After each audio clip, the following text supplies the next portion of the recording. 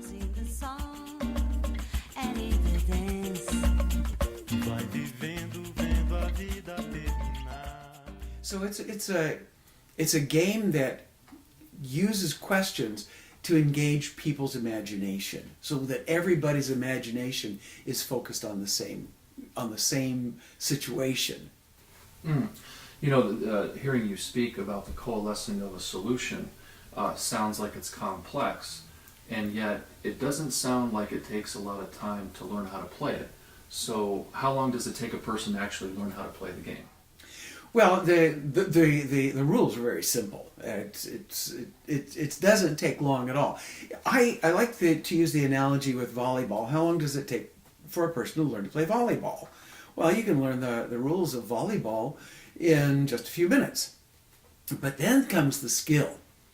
So a group can learn how to play the game, but then comes the skill. It's like, okay, so the first time we played volleyball, we had a good time, and you know, everybody was sweating and having a ball. And the same happens with the Segue. That people like it the first time they play it, and they're energized. They've had a good time with everybody. But the skill of playing it numerous times is what builds, and people start thinking in terms of what questions are we working on here? How can I draw out from you your best? Mm-hmm. Even when we're not playing the game, it's like in the game we learn how to do our coordination. Right. And so that when we're not playing the game, we're still that coordinated. And this passing back and forth of questions and responses is really significant. Yeah, and this really sounds like an amazing team building activity. And what I'd like to know is how is this Segue game set apart from other team building activities that organizations can engage in? Well, you know, Jason, I've been working with organizations now, with corporations and community organizations for a long time, and I have experienced a lot of really great team building activities myself that other people have come up with, and there's a lot of good stuff out there. And what sets this apart is a couple of things. One is that there is no competition. So we're not competing with each other on any level. From the very outset we're cooperating. Also, what sets it apart is that the very first time we do it, when a team is learning how to play the game, it's applied to a real problem that the company has, or the agency has, or the community has. We are solving a real problem, so that people see right away, whoa, this works, and we're coming away feeling really good that we've done something this creative on something that was really sticky. And then they learn how to apply it to other problems, other opportunities that they have. Another thing is that with the Segue game, when a team learns the Segue game, it doesn't just build the team right there. It's a skill set that they can then apply to everything else that they do. Now, when you bring this skill into like a business, a corporation, you're working with a lot of people. Yeah. The tone can be pretty serious. Yeah. So why all the emphasis on a game when there is so much serious work to do? I can see somebody ask that question.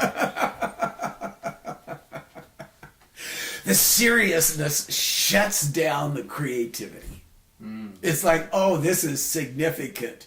So I'm not going to risk anything here. I'm not going to risk saying something that might not be political, or it might not be really intelligent. It might not raise me up in the eyes of my peers. But when we're playing a game, it's like, okay, I can do just a small piece over here. The idea is to keep the questions moving, and as the questions move, solutions build. A game liberates the imagination, and it liberates the creativity of the group,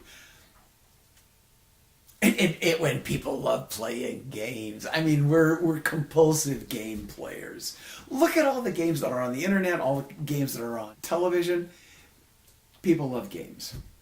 So it's a way of taking people's love for games and applying it to real life solutions. One other thing that sets this apart is that the results matter. 62, I think today it's 62 million people are playing Farmville. Right. And what do the results matter? It's not feeding world hunger. So in fantasy football, it's all virtual. The Segue game, though, the results of the Segue game matter to the future of our business, matters to the future of our community. If a couple is playing a Segue on their, to plan a date, the game matters to the future of their date. Right. So it's always about real results. Mm-hmm. And so bringing it from a smaller scale into like a business, what does a business gain from having teams play a Segue? What we've noticed is that there is a shift in the tone of the organization. The internal competition, the destructive internal competition that takes so much energy and reduces people's creativity tends to fall away. People become accustomed to rapidly creating superior results.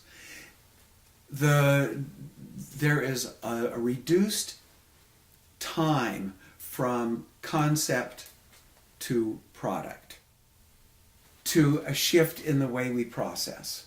Right.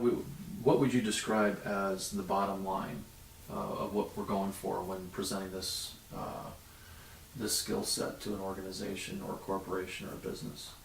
The greatest wasted resource in any organization, in any business, is not money, not time.